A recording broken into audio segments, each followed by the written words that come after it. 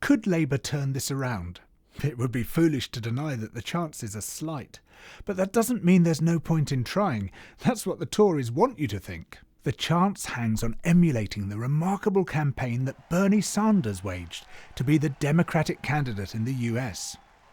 When he launched his campaign 2 years ago, just 3% of the electorate recognised his name.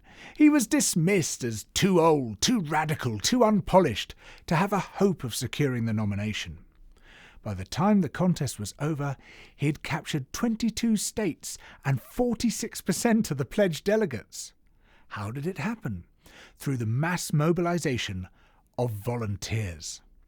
They did it with hardly any staff and a tiny budget, through a technique they call big organising.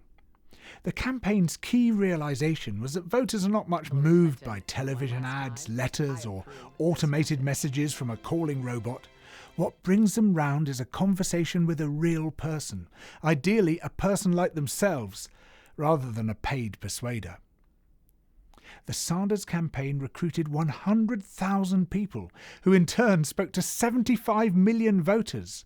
By the end of his run, his team had developed a big enough network to have had a meaningful conversation with every adult in America. This would be the perfect antidote to the current Tory campaign.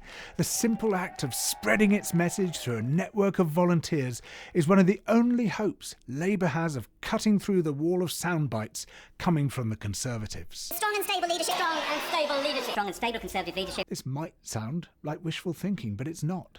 Corbyn's strategists are talking to Bernie's campaign team. There is hope.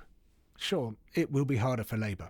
Bernie Sanders is a better political performer than Jeremy Corbyn, and the time in which to organise is very short.